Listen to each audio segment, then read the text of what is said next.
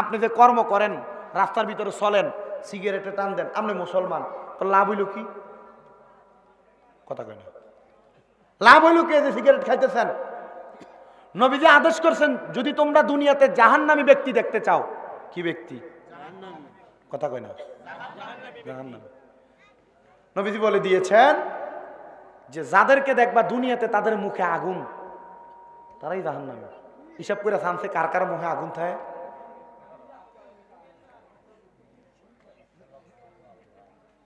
আমরা কি বুঝতে পারছেন?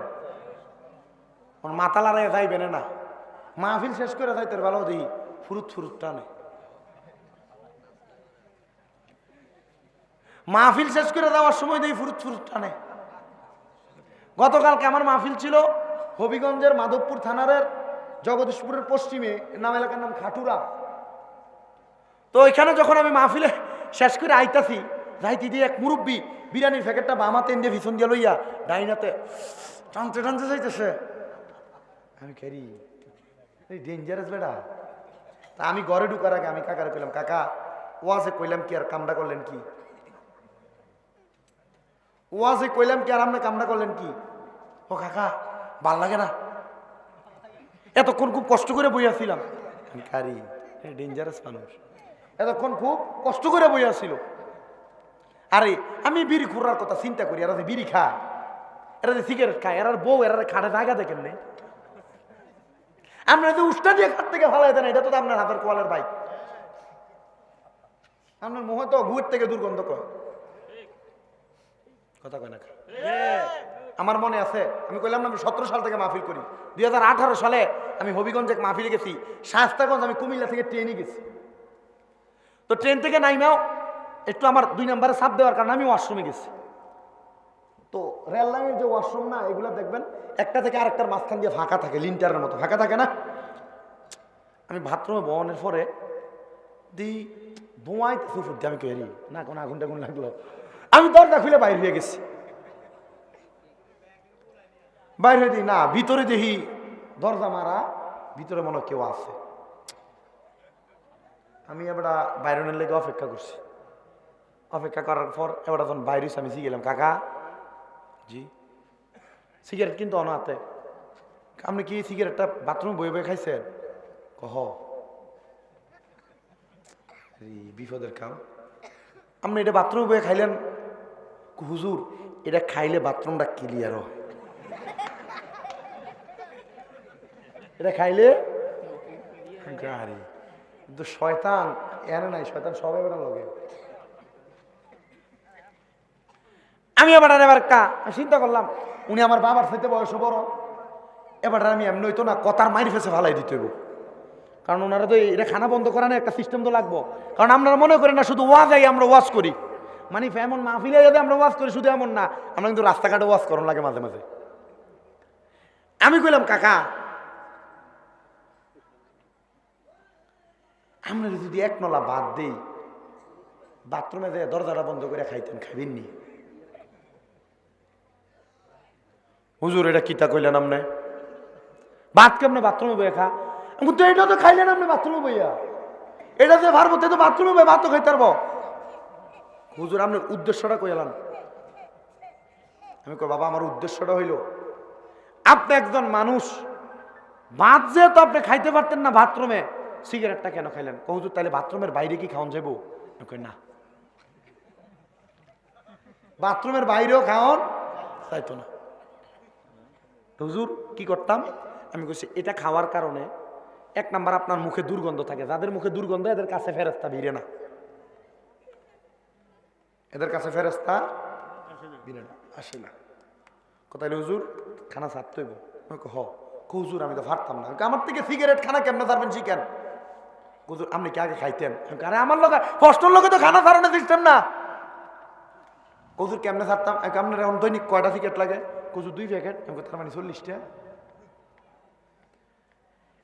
আস্তে আস্তে ছাড়েন, 20টা ছাড়েন দৈনিক, দেন 40টা খাইতেন, 20টা খান। 1 মাস পরে আরো কমে 10টা খান, 1 মাস পরে 5টা আনেন, 1 মাস পরে 2টাতে আনেন, 1 মাস পরে 1টাতে আনেন, এমনি এমনি ছাড়েন না। হুজুর চেষ্টা করিলাম, বেজাল আছে কথা। চেষ্টা করে মানে কিটা আছে, ভেজাল আছে। এই জন্য যারা সিগারেট খায়, সিগারেট পান করে, নবীজির হাদিস মোতাবেক নবীজি বলছেন, দুনিয়াতে যাদের মুখের মধ্যে আগুন দেখবা মনে করবা তারা দুজকি। তাহলে বোঝা যায় আপনারা মুখের মধ্যে আগুন রাখেন বিধে আপনারা দুজকিদের কাতারে থাকবেন। আর এই দুজকিদের কাতারে থাকার মাঝামাঝি আর একটা কথা, যারা নেশাদ্রব্য পান করেন আপনাদের সবার কাছে আমার আবদার, এই নেশাদ্রব্য পান করার কারণে আপনার ঈমানের সাথে মরণ হবে না। এক নাম্বার কথা, নেশাদ্রব্য পান করার কারণে আপনার ঈমানের সাথে মরণ না, শুধু ঈমানের সাথে মরণ না, আপনি মারা যাওয়ার সময় ফেরেশতারাও সামনে আসবে না। যারা নেশাদ্রব্য পান করে কবরে যাবে তাদেরকে কবরের মধ্যে এক প্রকারের ফেরেশতা ফিরাইব। ওই ফেরেশতারা কানেও শুনবে না, চোখেও দেখবে না, কথাও বলতে পারবে না। যাদেরকে মাপ চাইবেন এরা কানে শুনবে না, এরা মুখে কথাও বলবে না, এরা চোখেও দেখবে না, আন্দাইরা বাইরাইব আইন্দাইরা। আমার বাবারা, বাবারা, বন্ধুরা, গভীর মনোযোগ অন্তরের কান লাগিয়ে শুনবেন। এই সম্পদের মায়ায় পড়ে গিয়েছিলেন আল্লাহ পাকের একজন বান্দা, যার নাম হযরতে সাহাল রাদিয়াল্লাহু তাআলা আনহু। উনি বলেন, এই সম্পদ আমার আল্লাহর পথ থেকে এমন দূরে সরাই আনিছে, আমি আমার আল্লাহ তাআলার ইবাদত করার মতো মন মানসিকতা আমার দুনিয়াতে ছিল না। আমি আমার সম্পদের বাহাদুরিতে বছরের 365 দিনটা আমি কাটিয়ে দিতাম, কিন্তু হঠাৎ করে আমি সাহালের একজন মামা, যার নাম হলো হযরতে আল্লামা রাজি রহমতুল্লাহ আলাইহি, আল্লামা রাজি আইসা আমি বাগিনারে ডাক দিয়া কয়, এরে সাহাল, আমার আল্লাহ তো তোমার অনেক সম্পদ দান করছে, বাগিনা তোমার কাছে আমি কোনো সম্পদ চাই না, কোনো টাকা চাই না, কোনো পয়সা চাই না, আমি তোমার কাছে একটা জিনিস চাই। বলে, মামা কি চান? বলে, আল্লাহ তাআলার এই 365 দিন সময় তো তুমি অতিবাহিত করো, এই 365 দিন সময় থাইকা তুমি আমি মামারে মাত্র একদিন সময় দিবা, মানে 24 ঘন্টা সময় দিবা। আমি তোমার কাছে 24 ঘন্টা সময় চাইয়া নিতেছি। ওই হযরতে সাহাল ডাক দিয়া কয়, মামা আপনি আমাকে এই কথা বলেছেন, আপনি একজন ভালো আলেম, আপনার কথা তো আমার রাখাই লাগে। হ্যাঁ ঠিক আছে মামা, আপনার কথা মোতাবেক আমি আপনাকে মাত্র একদিন সময় প্রদান করব, মানে সকাল থেকে রাত্র আগামীকালকে সকাল পর্যন্ত সময় প্রদান করবে। ওই সাহাল তার মামার কথা শুই না গো, ডাক দিয়া কই, মামা আগামীকালকে সকাল থেকে আমি আপনাকে সময় দিতে রাজি আছি। ওই সাহাল ওনার কথা মোতাবেক তাকে সময় দিতে লাগলেন। তো আল্লামা রাজি তো উনি একজন ভালো মানের আলেম হওয়ার কারণে আল্লামা রাজি রহমতুল্লাহ আলাইহি ডাক দিয়া কয়, মামা আমাকে যেহেতু সময় দিবা, আমিও মনে মনে চিন্তা করলাম এ 24 ঘন্টা সময় আমি তোমার দুনিয়ার কোনো ধোঁকাবাজিতে কাটাইব না, দুনিয়ার কোনো খারাপ কাজে কাটাইব না, বাগিনা আমি কাটাইব, আমি এবং তুমি মিলে আজকে সারাটা সময় আল্লাহর ইবাদত করব। ওই বাগিনা কয়, মামা গো আপনি বলেছেন আল্লাহর ইবাদতে সময় কাটাইবেন, যদি আপনি আল্লাহর ইবাদতে সময় কাটাইতে চান তাহলে আমি তো ইবাদত করার জন্য প্রস্তুত না। বলে, কেন রে বাগিনা, কেন এই কথাটা বললা? বলে, মামা আমার দেহের মধ্যে ওযু নাই। কি নাই?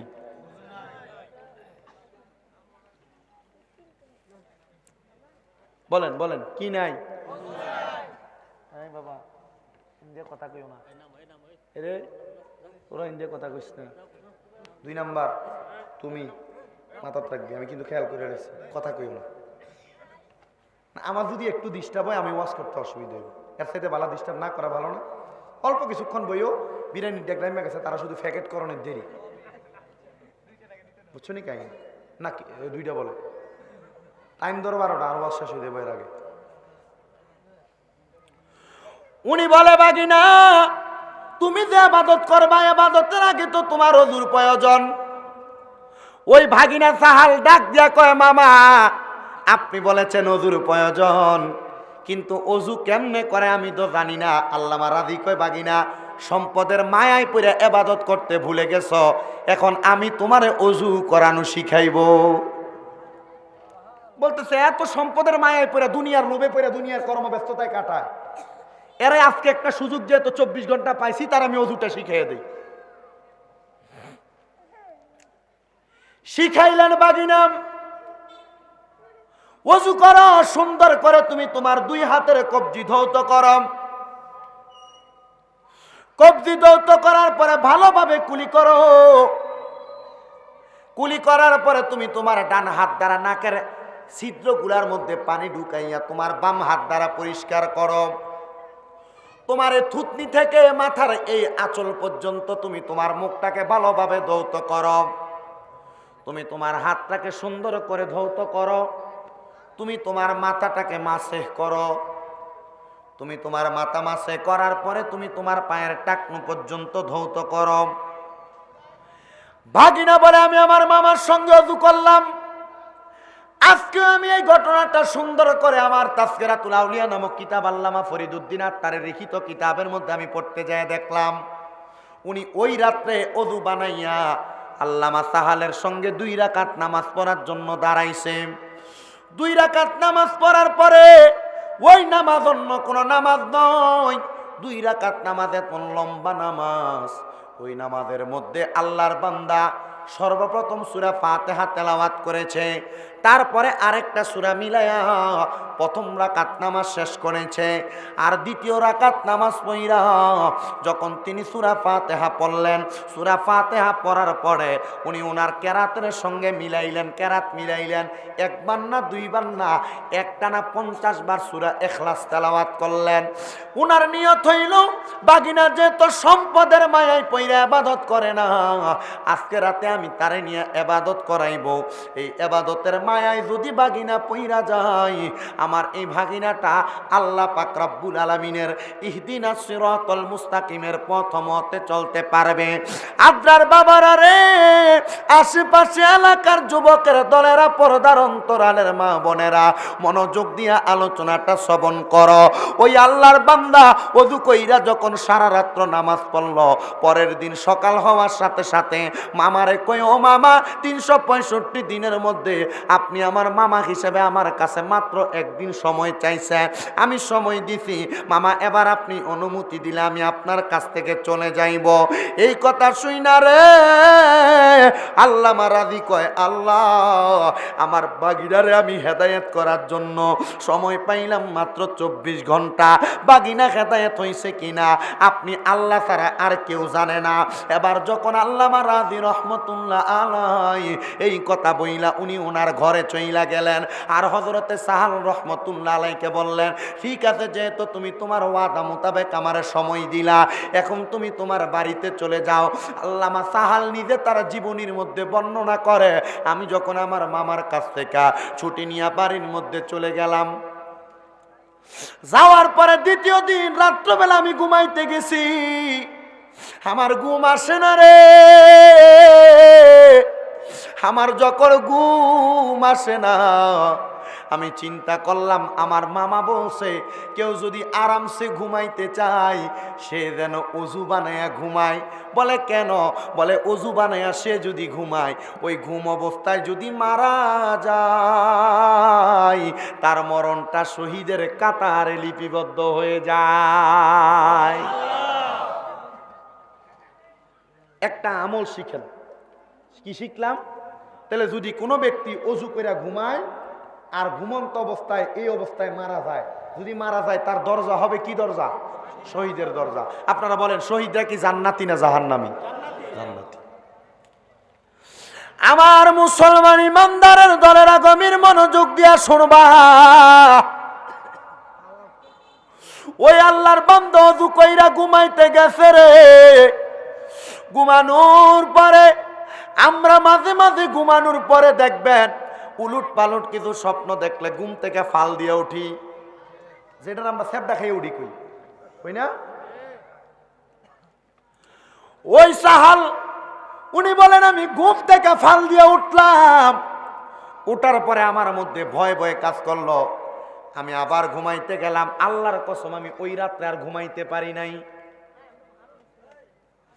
তৃতীয় দিন আমি সেম ভাবে ঘুমাইতে গেলাম।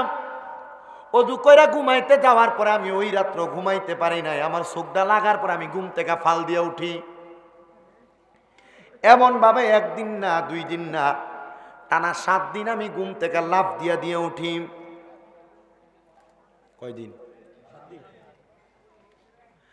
আল্লামা সাহাল বলে টানা 7 দিন আমি ঘুম থেকে যখন ফাল দিয়ে উঠি রে, ঘুম থেকে ফাল দিয়া ওঠার পরে 7 দিন পর আমার কাছে যখন ভালো লাগে না, আমি দৌড়ে আমার মামা আল্লামা রাজির কাছে গেলাম। আপনারা মাঝে মাঝে দেখবেন বিপদ আপদে পড়লে হুজুরের কাছে যান, যান নাও। মানুষ মরলে যায়, পোলাফাইনের নাম রাখতে যায়, পোলাফাইন কানলে রাতকে দিয়ে ডাক দিয়ে হুজুর আইন আমার পোলাটা দাঁড়াই দিয়ে দেন। আছে না এমন অবস্থা? এই বিপদে পড়লে যান আপনারা হুজুরের কাছে, মোল্লার কাছে। আর নাইলে কিন্তু হুজুরের কাছে যাওয়ানোর কোনো খবরও থাকে না। হুজুরের দেখলে যে একটা অ্যালার্জি লাগে। আরে হুজুর যদি রাস্তা দিয়ে কোনো রকম দাঁত খিলেল করতে করতেও যা, কি কারেন এখানে করেনি না। হুজুরদেরকে দেখলে এটা কইরেন না, মোহাব্বত করেন হুজুরদের সাথে। আমি কোনো আপনাদের এলাকায় আইস গেছি, গত বছর আইসি, আর আবার 1 বছর পরে আইস গেছি। আমি আবার আগামী দিনে আমুদ এটার গ্যারান্টি নাই, কিন্তু এলাকার হুজুরা এদেরকে আপনি সম্মান করেন, তাজিম করেন। এদেরকে যখন তাজিম করবেন দেখবেন এটার একটা রুহানি দোয়া আপনি আপনার অন্তরের ভিতরে পাবেন, আমল নামার ভিতরে উঠাইতে পারবেন। আল্লাহ কবুল করুক, আমিন কোন। উনি দৌড়ে গেছে, আল্লামা রাজির কাছে ডাক দিয়ে বলে, ও মামা, আমি তো 7 দিন ঘুমাইতে পারি না। মামা কয় বাগিনা কেন রে? বলে আপনার কাছে যেই দিন আসছি এয়ারপোর্ট থেকে আর আমার চোখ লাগে না। মামা কয় কাম হয়ে গেছে গা, কারণ এই ভাই ছেড়ে দিছিল। আল্লামা রাজি ডাক দিয়া কয়, এ বাগিনা, সাহাল তোমার কাছে জানতে চাই কেন তুমি ঘুমাইতে পারো না? হযরত সাহাল কয়, মামা, আমি প্রথম দিন স্বপ্নের মধ্যে দেখলাম আমি একটা সুন্দর জায়গার মধ্যে সেজদা দিতেছি ঘুম অবস্থায়, আর কে জানি আইসা আমার মাথার মধ্যে হাত বুলাইয়া দেয়। দ্বিতীয় দিন আমি একটা জায়গায় সেজদা দিতেছি, কে জানি আইসা আমার মাথার মধ্যে হাত বুলাইয়া দেয়। তৃতীয় দিন আমি সেজদা দিতেছি, কে জানি আইসা আমার মাথার মধ্যে হাত বুলাইয়া দেয়। এমন ভাবে 1 দিন না, 2 দিন না, একটানা 7 দিন পর্যন্ত আমি একটা জায়গায় সেজদা দিছি। কিন্তু মামা, আমি 7ম দিনের দিন প্রশ্ন করলাম, আমি যেই জায়গায় সেজদা দেই এই জায়গাটা কোন জায়গা? আমার এই উত্তর দিছে, মামা গো, এটা হইল আমার আল্লাহ তাআলার আরশ আজিমের চৌখাট। মামা কই, বাগিনা, আমার কাছে বলছো, এ কথা আর কারোর কাছে বইল না কেন? বলে, মামা, তুমি যে এতদিন পর্যন্ত দুনিয়ার মায়ায় মগ্ন ছিলা, সম্পদের তাড়নায় ইবাদত ছেড়ে দিছিলা, ও মামা, আজকে আজকে আজকে আজকে তোমার সময় হয়েছে। 7 দিন তোমাকে আল্লাহ তাআলার পক্ষ থেকে ডাক দেওয়া হয়েছে, ও সাহাল, সম্পদের মায়া ছেড়ে দাও। বলে, মামা, কেমনে বুঝতাম যে আল্লাহর পক্ষ থেকে বলা হয়েছে? বলে, ভাগিনা, আমার সামনে আসো। আল্লামা রাজি তার সামনে বসাইয়া উনি তার চক্ষুটা বন্ধ কইরা তার বুকের মধ্যে শাহাদাত আঙ্গুলটা লাগাইয়া দিতে কয়, বাগিনা, কি দেখতে পাও? বলে, মামা, গত 7 দিন যেই জায়গায় সেজদা দিছি আমি আমার চোখ দ্বারা ওই জায়গা দেখতে পাই। ওরে তুমি জানো নি এই আরশ মুআল্লার মধ্যে কে বসবাস করে? এইখানে কেউ বসবাস করে না। আরশ মুআল্লা লামকান হইল আমার আল্লাহ তাআলার বাড়ি। এই জায়গার মধ্যে আমার আল্লাহ তাআলা আল্লাহর খাস বান্দা ছাড়া কাউকে গ্রহণ করে না। মামা রে, ও মামা, আরশ আজিমের ডাইনে বামে কি তুমি তাকাইতে পারো নি? উনি ডাক দিয়া কয়, মামা, আমি তো ইবাদতে মগ্ন গো, আমি আল্লাহ তাআলার আরশ আজিমের ডাইনে আর বামে কেমনে তাকাইব? উনি কয়, আমি আবার তাকাইয়া দেখলাম গো, অনেক সুন্দর সুন্দর কিছু জায়গা দেখা যায়। আমি বললাম, মামা গো, এই সুন্দর সুন্দর জায়গাগুলা তো আমার দেখা প্রয়োজন। বলে, কেন দেখা প্রয়োজন? বলে, ওই জায়গাগুলা দেখতে আমার কাছে বড় সুন্দর লাগছে। ডাক দিয়ে কয়, মামা, এই সুন্দর জায়গা তো তুমি এমনে দেখতে পারবা না। বলে, কেন গো, কেন গো? বলে, সুন্দর জায়গাটার নাম হলো জান্নাত। ওই জান্নাত যদি তুমি দেখতে চাও, দুনিয়াতে আমার আল্লাহ তাআলার ইবাদতে তোমার সময়টা কাটাও। আল্লামা সাহাল ডাক দিয়া কয়, ও জগৎবাসী রে, আমি যখন আমার মামার সঙ্গে ইবাদতে মশগুল হয়ে গেলাম, এবার আমার সম্পদের মায়া নাই, টাকার মায়া নাই, পয়সার মায়া নাই। আমার মামার সঙ্গে আমি ওয়াদাবদ্ধ হইলাম, ও মামা,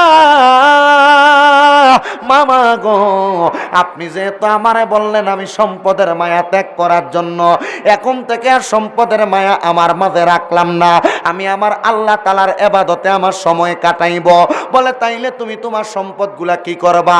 আল্লামা সাহাল রহমাতুল্লাহ আলাইহি উনি বলেন, আমি হাতের মধ্যে একটা কাগজ নিলাম, ওই কাগজটাকে আমি হাতের মধ্যে নিয়ে 4টা টুকরা করলাম। 4টা টুকরা যখন করলাম, ওই কাগজগুলার মধ্যে আমি আমার বাড়ির নামটা লিখলাম, একটা কাগজের মধ্যে আমি আমার ওটের নাম লিখলাম, একটা কাগজের মধ্যে আমি আমার জায়গার নাম লিখলাম, একটা কাগজের মধ্যে আমি আমার বকরির নাম লিখলাম। এমন ভাবে একটার মধ্যে আমার বাড়ির নাম, একটার মধ্যে আমার ওটের নাম, একটার মধ্যে আমার বকরির নাম, একটার মধ্যে আমার সম্পত্তির নাম লিখলাম। সকল কিছু লেখার পরে আমি আমার পুরা এলাকার মানুষকে ডাক দিলাম, জগৎবাসী, ও জগৎবাসীরা, তোমরা একটু আমার বাড়ির সম্মুখে চলে আসো। তোমাদের মধ্য থেকে 4জন ব্যক্তি আমার সম্মুখে আসবা। বলে কেন গো হুজুর? বলে অন্য কোনো কারণে না। ও কি কারণে রে? বলে আপনারা সামনে একটু আইসা দেখেন না, ওই 4টা কাগজকে আল্লামা সাহারাজির বাগিনা হযরতে সাহাল রহমাতুল্লাহ আলাইহি একসাথে বইটা আমরা লটারির মতো দেই, উনি ওনার সম্পদগুলার নামটা লেখা লেখা 4জনের সামনে ফালাইছে। ডাক দিয়া কয়, আপনারা 4জন এখান থেকে 4টা কাগজের টুকরা নেন। কয়টা? 4টা কাগজের টুকরা নিছেন। নেওয়ার পরে বলছেন, কার ভাগে কি পড়ছে বলেন। একজন বলে আমার ভাগে তোমার জায়গা পড়ছে, আরেকজন বলে তোমার সুন্দর বাড়ি, আরেকজন বলে এই জায়গার ভিতরে তোমার ওট, আরেক জায়গায় তোমার বকরির নাম উঠছে। আল্লামা সাহাল রহমতুল্লাহ আলাই, হযরত সাহাল রহমতুল্লাহ আলাই উনি বলে, এই সম্পত্তিগুলা তুমি তোমার জিম্মাদারিতে রাইখাই 3জন 4জন আমার এলাকার মানুষকে বন্টন করে দাও। এলাকার মানুষকে কি রে? সাহাল এত সম্পদের পাগল ছিল, সে তার সম্পদ মানুষকে দিয়ে দিতেছে, কারণ কি? বলছে কারণ অন্য কিছু না, আমার মনিব আমারে ডাক দিছে, আমি আমার মনিবের ঘর দেখার জন্য তাড়াতাড়ি যাইতে চাই। কার ঘর দেখার জন্য? মনিবের ঘর দেখার জন্য যাইতে চাই। মক্কা দেখনেওয়ালা একটা পাগলের কথা বলবো, আশেকের কথা বলবো, মদিনা দেখতেওয়ালা আরেকটা আশেকের কথা বলবো, বইলা ওয়াজ শেষ করব।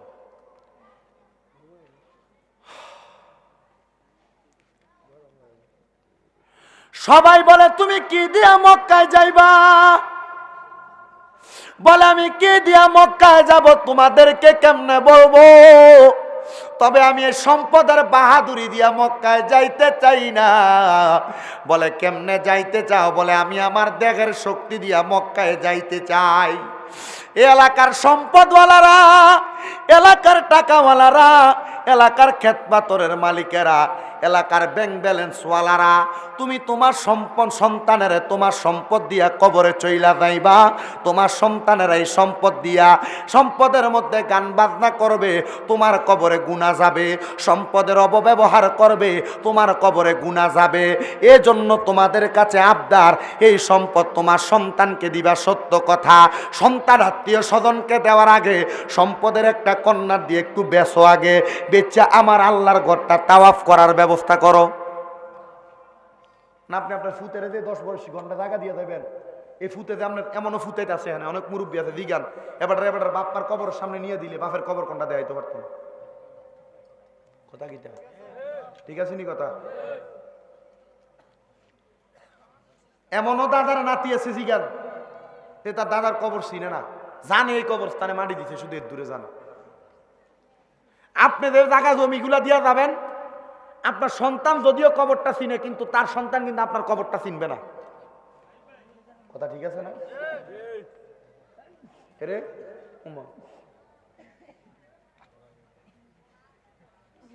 খুব মনোযোগ ওই বেটা, এই দুনিয়া তো না, পকেটে ঢুকা ঢুকা পকেটে।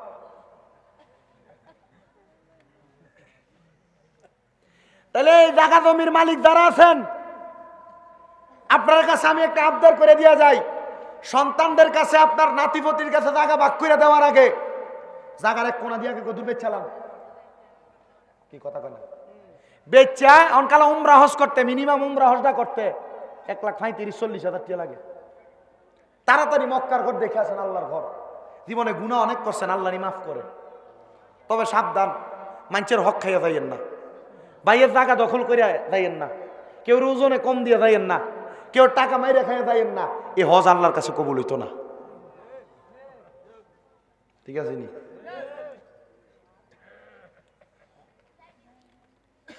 আল্লামা সাহালকে জিজ্ঞাসা করা হয়, তুমি তোমার সব সম্পদ কেন মানুষকে দিলা? বলে, আমি মানুষকে দিছি, এই সম্পদের মধ্যে হালাল আছে না হারাম আছে এটার গ্যারান্টি আমি দিতে পারবো না, এজন্য আমি এগুলা সওয়াবের নিয়তে দেই নাই রে।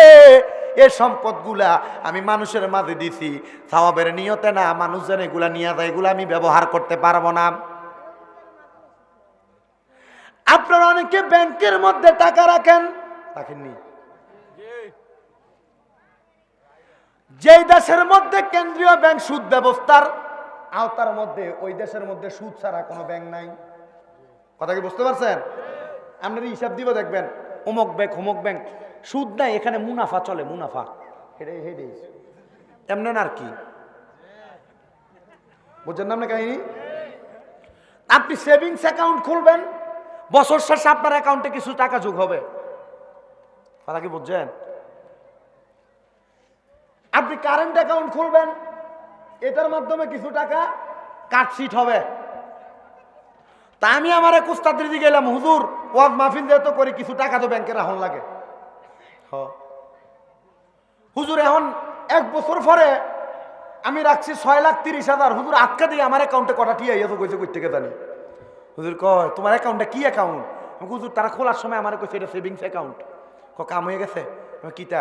সুদের টিয়া তো কইছে। আমার 6,30,000 মার্ডার যোগায় না এমন মাঝে মাঝে। হুজুর এদিকে গেলাম, হুজুর এখন কি করার? যেহেতু তুমি ব্যাংকিং ব্যবস্থার মাধ্যমে তোমার টাকার নিরাপত্তার জন্য সেখানে রাখতেই হবে, কিন্তু তারা তোমার টাকাটারে বিভিন্ন মাধ্যমে খাড়াইয়া তোমার কিছু টাকা দেয়, যে টাকাটা যোগ হবে তোমার টাকায়, এ টাকাটা ব্যাংক থেকে তুলে ফেলবা। মনে করেন 10 লাখ টাকা রাখার পরে আমার অ্যাকাউন্টে 2,000 টাকা এসে জমা হইল, উদাহরণস্বরূপ। হুজুর আমার বলছে এ টাকাটা উঠাইয়া ফেলবা, উঠাইয়া এই টাকাটা এলাকার কোনো গরিব দুঃখীরে দিয়ে দিবা। তবে হ্যাঁ, শর্ত হইল সওয়াবের নিয়তে দেওয়া যাবে, সওয়াবের নিয়তে দেওয়া যাবে। এটা হইল ব্যাংকে টাকা রাখার সিস্টেম আর কি।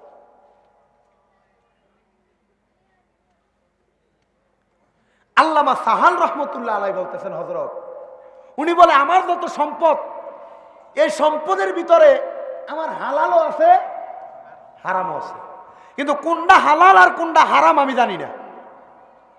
এই জন্য হালাল হারাম বাঁচবো কেমনে এটা চিন্তা করে আমি আমার সব সম্পদ মানুষকে দিয়ে দিছি। তবে আমি দান করি নাই, আমি সওয়াবের নিয়তে দেই নাই, আমি এমনি দিয়ে দিছি। হযরতে সাহাল বলে, এবার আমি রওনা করলাম, দেখার শক্তি নিয়ে আমার খাওয়ার মতো আমার কাছে কোনো কিছু নাই। আমি আমার নফসরে বলতে লাগলাম, আরে বলে নফসরে বলতে লাগলাম, হুজুর নফস কোনটা? আরে বাবারে, আপনারে গুনাহ করার জন্য আপনার ভিতর থেকে যে জিনিসটা ইঙ্গিত দেয় এটা করলে গুনাহ হইব, এটা হইলো একটা নফস। ভালো কাজ করার জন্য ভিতর থেকে একটা জিনিস ইঙ্গিত দেয়, এটা হইলো আরেকটা নফস। আবার ভালো কাজও করো না, খারাপ কাজও করো না, শুধু বইয়া বইয়া দেখবা, এটাও আরেকটা নফস। এগুলো আপনারা শিক্ষা দেয় নফস। আল্লামা হযরতে সাহাল রহমতুল্লাহ আলাই ডাক দিয়া কয়, জগৎবাসী রে, আমি তখন আমার নফসকে বললাম, নফস, মক্কার ঘর আল্লাহর কাবা ঘরের গিলাফের মধ্যে যতক্ষণ না ধরতে পারবো ততক্ষণ পর্যন্ত তুমি নফসরে আমি কোনো খাবার দিতাম না, আমি সারাক্ষণ রোজা রাখবো। নফস এবার বলতেছে, আপনি যদি আপনার মনিবরে পাওয়ার জন্য আপনি এত কষ্ট করে আপনার দেহরে খানা না দেন, আল্লাহর কসম আমি আমার এই নফস কোনো খাবার গ্রহণ করতে চাই না। কিন্তু আল্লামা সাহাল রহমতুল্লাহ আলাই যখন, হযরতে সাহাল রহমতুল্লাহ আলাই যখন মক্কা শাম দেশ এবং মক্কার মধ্যবর্তী জায়গার মধ্যে গেলেন, যাওয়ার পরে পরে ওই নফস ভিতর থেকে ইঙ্গিত দেয়, মানে জিহ্বার মধ্যে আমরা যে লালসটা লাগে, আরে আজকে দুপুরবেলা যদি গরুর গোশত দিয়া ভাত খাইতে পারতাম, এটা কিন্তু আপনার মনে চায় না, এটা আপনার নফস আপনারে মনে করাইয়া দেয়। কে মনে করাই দেয়? নফস। আটকা মন চায়, হারি আজকে তুই মাইরা দিয়ে আলু দিয়ে হুটকি দিয়ে খাইতে পারতাম, কি ভালো লাগলো। এটা কিন্তু আসলে আপনার মন চায় না, ভিতরে আপনার নফস নামক একটা রিপু আছে, এটা আপনার ইঙ্গিত দিয়ে দেয়, জিব্বার ভিতরে এই সাদরা জাগাইয়া দেয়। আল্লামা সাহালের নফস তার জিব্বার মধ্যে জাগাইয়া দিছে, সাহাল আমার মন চায় একটু রুটি খাওয়ার জন্য আর সামান্য মাছ খাওয়ার জন্য। দুইটা দুই রকমের জিনিস না, রুটি আর মাছ খাওয়ার জন্য আনকমন দুই জিনিস খাইতে মন চায়। আল্লামা সাহাল রহমতুল্লাহ আলাইহি বলে, নফস তোমারে আমি যদি খাবার দিতে চাই, নচেত আমি দুনিয়ার কোনো মানুষের কাছে চাওয়া লাগবে, আর নচেত আমাকে চুরি করা লাগবে। আমি দুনিয়ার কোনো মানুষের কাছে চাইতে পারবো না যে জায়গার মধ্যে আমার আল্লাহ আমারে কোনো কিছু দেয়। সুবহানাল্লাহ কন্যা। যে জায়গার মধ্যে আমার আল্লাহ আমারে কোনো কিছু দেয়, ওই জায়গায় আমি দুনিয়ার কোনো মানুষের কাছে কিছু চাইতে পারবো না। আর দুই নাম্বার, আমি কোনো মানুষের কাছে দিয়ে চুরি করতে পারবো না। এই চুরি করা হইল মহাপাপের জিনিস। ও মুসলমান নবীর উম্মতের দলেরা মনোযোগ দিয়ে শুনবেন। আল্লামা সাহাল রহমতুল্লাহ আলাইহি ডাক দিয়া কয়, আমি আমার নফসকে যখন কন্ট্রোল করতে পারতেছি না, আমার নফস যখন আমার বারবার এই সমস্ত কথাগুলা বলে, আমি আমার নফসকে ইঙ্গিত দিলাম, ঠিক আছে আমি তোমার খাবারের ব্যবস্থা করি। আল্লামা সাহাল বলে, শাম দেশ এবং মক্কা নগরীর মরুভূমি নামক প্রান্তরের মধ্য থেকে আমি একটা গ্রামের মধ্যে প্রবেশ করলাম। প্রবেশ করার পরে ওই গ্রামের মধ্যে দেখলাম একজন খ্রিস্টান ব্যক্তি। কি ব্যক্তি? একজন খ্রিস্টান ব্যক্তি উটের কুজের ভিতরে দড়ি লাগাইয়া উটটারে ডাইনে বামে ঘুরায়। আগে গম বাঙাইতো যে জাতা, চিনেন নাম না জাতা? জাতা। এ জাতার মাথার ভিতরে দড়ি লাগাইয়া উটের পিঠে লাগাইয়া ঘুরাইতেছে আর গম ভাঙাইতেছে। আল্লামা সাহাল কয়, এখানে আমার একটা কাজ করার মাধ্যম আছে, যেখানে চুরিও করা হবে না, কারোর কাছে চাওয়াও লাগবে না। উনি যে প্রশ্ন করছে, এই উটের মালিক, জাতার মালিক, তুমি যে আটা ভাঙাইতেছ, জব ভাঙাইতেছ, তোমার এই জব ভাঙানোর কাজে যে উটটা ঘুরতেছে, তুমি তার বেতন কত দাও? বেতন মানে উট তো বেতন নেয় না, এই বেতনের টাকাটা নির্ধারণ করে তার জন্য খাবার ক্রয় করে। বলছে, আমি আমার এই উটের জন্য 2 দিরহাম নির্ধারণ করছি। আল্লামা সাহাল হযরত সাহাল রহমতুল্লাহ আলাইহি ডাক দিয়ে বলে, তুমি আমার 2 দিরহাম দেওয়া লাগবে না, তুমি যদি আমাকে 1 দিরহাম দাও, এই উটের কাজটা আমি তোমার করে দিব। আমরা বোঝেন উনি কোন পরিস্থিতিতে গেছে। আসিল কিন্তু অনেক সম্পদের মালিক, অনেক টাকা পয়সার মালিক, সব মানুষকে দিয়া এখন আসছে পরের বাড়িতে উটের কাম নিজে করার জন্য।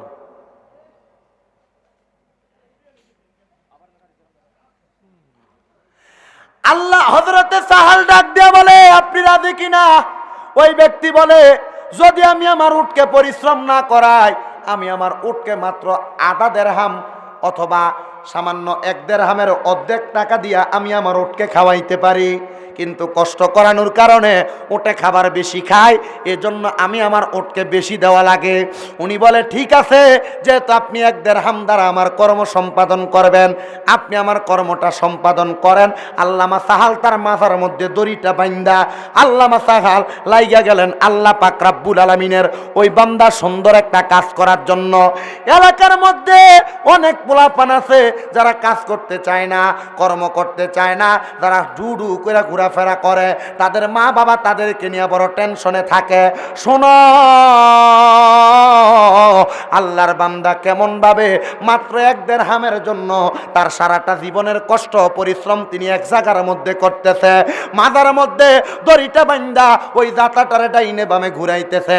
বলে, আমি সকাল থেকে সন্ধ্যা পর্যন্ত আমি ওই জাতাটা ঘুরানোর পরে আমার 1 দিরহাম দেওয়ার পরে 1 দিরহাম দিয়া আমি অল্প কিছু আটা কিনা একটা রুটি বানাইলাম, আর অল্প কিছু টাকা দিয়া দিরহাম দিয়া আমি একটা মাছ কিনা আমি আমার নফসরে খাইতে দিলাম। এবার আমি আমার নফসকে বললাম, নফস, তুমি এখান থেকে মক্কায় যাওয়ার আগ পর্যন্ত আমার কাছে কোনো খাবার চাইবা না। এই নফস বলেছে মক্কায় যাওয়ার আগ পর্যন্ত আমার কাছে কোনো খাবার চাইবে না। এবার আল্লাহ হযরতে সাহাল যখন ওইখান থেকে চলে যায়, খ্রিস্টান উটের মালিক ডাক দিয়া কয়, ও সাহাল, ও আমার কাজের ব্যক্তিত্ব, তোমার কাছে আমি জানতে চাই, তুমি যে কাজটা করলা, আমি যদি একটা মানুষ দিয়ে কাজ করাইতাম আমার সর্বনিম্ন সর্বনিম্ন 10 দিরহাম বেতন দেওয়া লাগতো, তুমি সেই কাজটা মাত্র 1 দিরহাম দিয়া করলা। কারণটা তোমার কাছে জানতে চাই। উনি ডাক দিয়া বলে, আমি এই জন্য করেছি, আমার জন্য না, আমার নফস শুধু চাইছে সামান্য খাবার, আমার নফসকে তাজা করার জন্য আমি সামান্য খাবার চাইলাম, এজন্য আমি 1 দিরহাম খরচ করলাম। বলে তুমি চাইলেও তো আমার কাছ থেকে 10 দিরহাম দাবি করতে পারতা।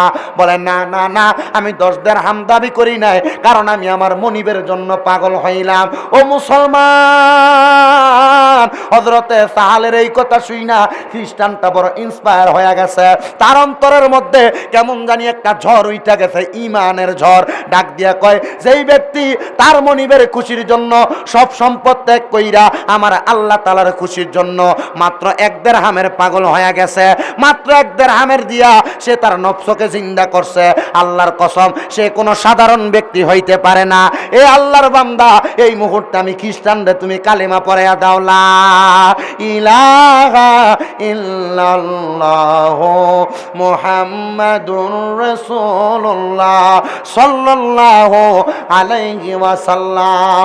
জবান খুলে জোরে জোরে পড়েন আল্লাহু আকবার।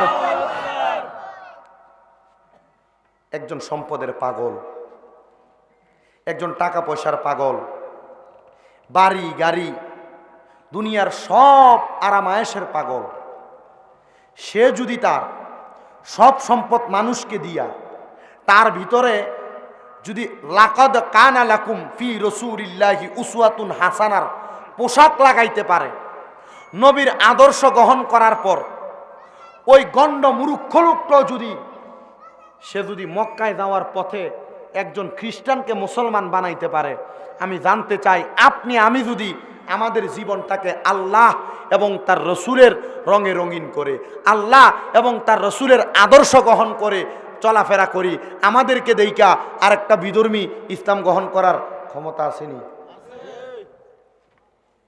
আপনারা দেখা কেমনে গ্রহণ করতে চাই আপনি কনসে? কারণ আপনারা দেখা গ্রহণ করার মাধ্যম আপনার মাঝে নাই। আপনি হিন্দুরার লোকে মিথ্যা কথা কন, কথা কয় না কেন? আপনি এরার সামনে গালিগালাজ করেন। এই জন্য আপনি এমন ভাবে চলবেন যেন আপনার চলাফেরা দেখা একজন বিধর্মী ভাইও ইসলাম গ্রহণ করে। জোরে কোন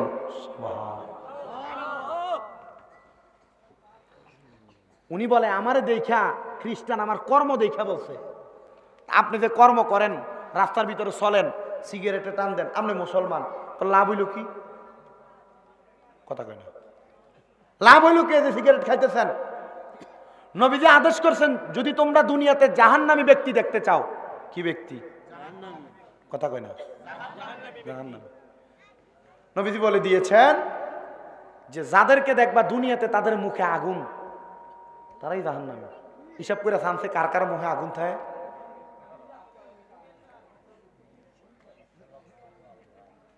আপনারা কি বুঝতে পারছেন? মাথা লড়াইয়া যাইবেন না, মাহফিল শেষ করে যাইতে ভালো দিই ফুরুত ফুরুত টানে। মাহফিল শেষ করে যাওয়ার সময় দিই ফুরুত ফুরুত টানে। গতকালকে আমার মাহফিল ছিল হবিগঞ্জের মাধবপুর থানার জগদীশপুরের পশ্চিমে, নাম এলাকার নাম খাটুরা। তো ওইখানে যখন আমি মাহফিলে শেষ করে আইতাছি, যাইতে দিয়ে এক মুরব্বী বিরিয়ানির প্যাকেটটা বামাতে এনে ভীষণ দিয়ে লইয়া ডাইনাতে টানতে টানতে যাইতেছে। আমি খেরি ডেঞ্জারাস বেড়া। তা আমি ঘরে ঢুকার আগে আমি কাকারে কইলাম, কাকা ওয়াজে কইলাম কি আর কামড়া করলেন কি? ওয়াজে কইলাম কি আর আপনি কামড়া করলেন কি? ও কাকা ভাল লাগে না, এতক্ষণ খুব কষ্ট করে বইয়াছিলাম।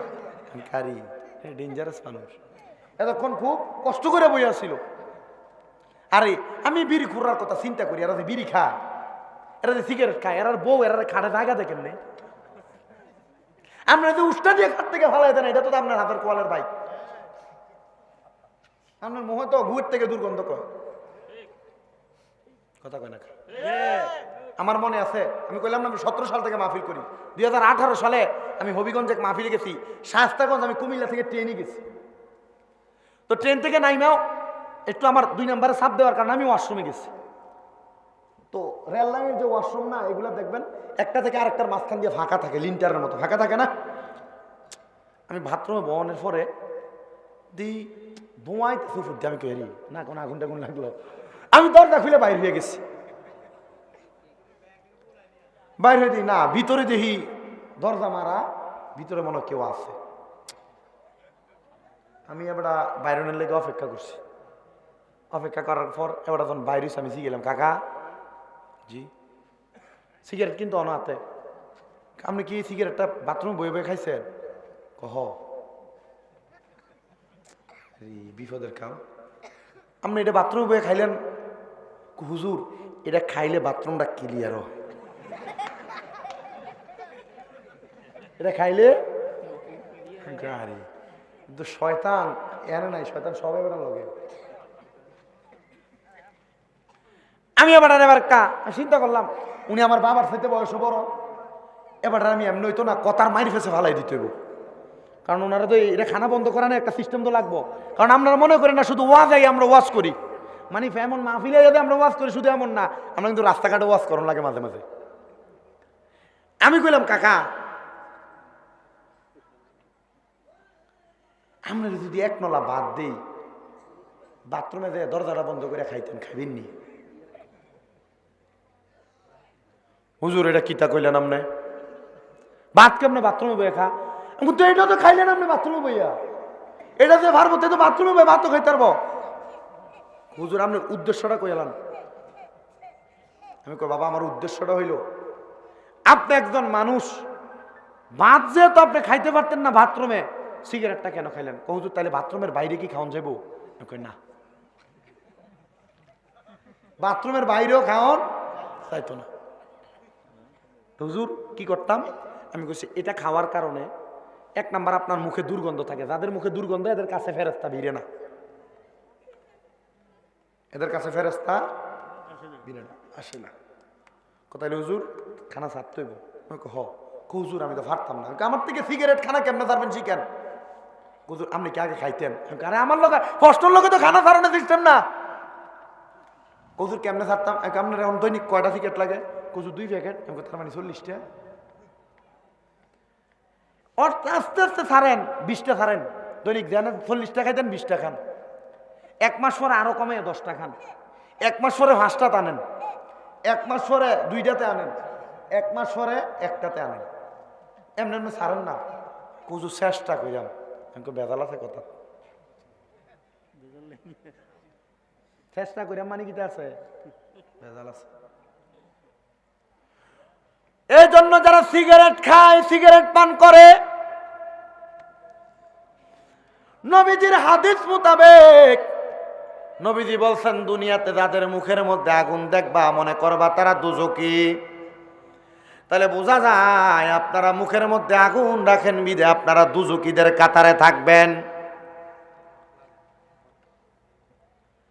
আর এই দুজকিদের কাতারে থাকার মাঝামাঝি আর একটা কথা, যারা নেশাদ্রব্য পান করেন আপনাদের সবার কাছে আমার আবদার, এই নেশাদ্রব্য পান করার কারণে আপনার ঈমানের সাথে মরণ হবে না। 1 নাম্বার কথা, নেশাদ্রব্য পান করার কারণে আপনার ঈমানের সাথে মরণ না, শুধু ঈমানের সাথে মরণ না, আপনি মারা যাওয়ার সময় ফেরেশতারাও সামনে আসবে না, সামনে আসবে না। যারা নেশাদ্রব্য পান করে কবরে যাবে তাদেরকে কবরের মধ্যে এক প্রকারের ফেরেশতা ফিরাইব। ওই ফেরেশতারা কানেও শুনবে না, চোখেও দেখবে না, কথাও বলতে পারবে না। যাদেরকে মাপ চাইবেন এরা কানে শুনবে না, এরা মুখে কথাও বলবে না, এরা চোখেও দেখবে না, আন্দাইরা বাইরাইব আইন্দাইরা। নেশা করবেন, করেন আপনি। এই নেশাদ্রব্যের 6 লাখ বাংলাদেশে হয়ে যাচ্ছে। তবে আজকে যেহেতু এখানে সোশ্যাল মিডিয়ার মাধ্যমে আমার একটা বাণী পৌঁছায় দেওয়ার দায়িত্ব আছে, বাংলাদেশের মাননীয় প্রধানমন্ত্রী শেখ হাসিনা মাদক দ্রব্য দমন কমিশন নামক একটা সংগঠন প্রচার চালু করেছেন, যেটার মাধ্যমে বাংলাদেশের মধ্যে মাদক দমন কমিশন এরা মাদক দ্রব্যকে বিচ্ছিন্ন করার চেষ্টা করে।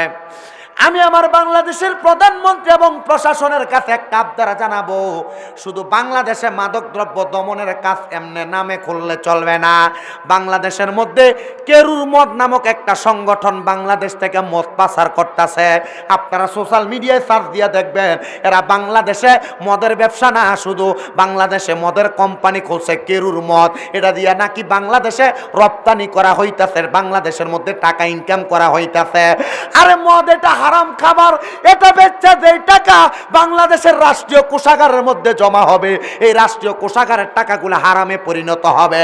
ও মাননীয় প্রধানমন্ত্রী এবং বাংলাদেশের মধ্যে যারা প্রশাসনের কর্মকর্তা আছেন, মাদক দমনকারী আছেন, আপনাদের সবার কাছে আবদার, ওই কেরুর মদ নামক এমন একটা কোম্পানি বাংলাদেশে এখন প্রচার চালাইতেছে।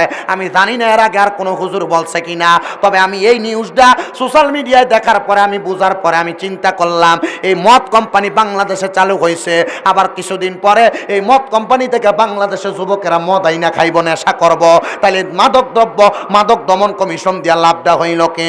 এজন্য বাংলাদেশের প্রধানমন্ত্রী সহ যারা যারা প্রশাসনের বাইরে শুনছেন, আপনাদেরকে আবদার জানায়, আপনারা তাড়াতাড়ি খবর লাগান, বাংলাদেশে কেরুর মদ নামক যে কোম্পানি চালু হয়েছে এটা নিয়ে বন্ধ করার ব্যবস্থা করা যায়, আর নচেত বাংলাদেশের যুব সমাজ অতল গহব্বরে যাইতে দেরি হবে না, বাংলাদেশের সমাজ নষ্ট হইতে দেরি হবে না, বাংলাদেশের মানুষ মাদকে আসক্ত হইতে দেরি হবে না।